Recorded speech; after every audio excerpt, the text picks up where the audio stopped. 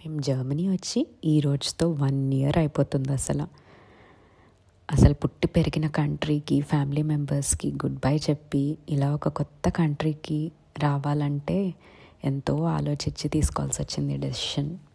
But ఇక్కడ from day 1 along with new experiences, ఎన్నో కొత్త లెర్నింగ్స్, వెంటనే ఇల్లు రెంట్కి దొరుకుతుందా అని ఆలోచిస్తూ ఎతుక్కోవడం, దొరికాక మళ్ళీ దాన్ని సెటప్ చేసుకోవడం, అండ్ మా బాబు ఫస్ట్ బర్త్డే ఫ్యామిలీకి దూరంగా ఇక్కడ కొత్తగా పరిచయమైన ఫ్రెండ్స్తో చేసుకోవడం, అండ్ ఫ్యామిలీలో జరిగే మేజర్ ఈవెంట్స్ అన్నీ మిస్ అవుతూ అసలు ఇక్కడికి రావడం కరెక్టేనా అని అనుకుంటూ, అండ్ ఈ వింటర్స్ ఉంటాయి కదా అసలు వాటిని బేర్ చేస్తూ అప్పుడు స్లోగా రియలైజ్ అవుతామన్నమాట, life is all what you make out of it అని.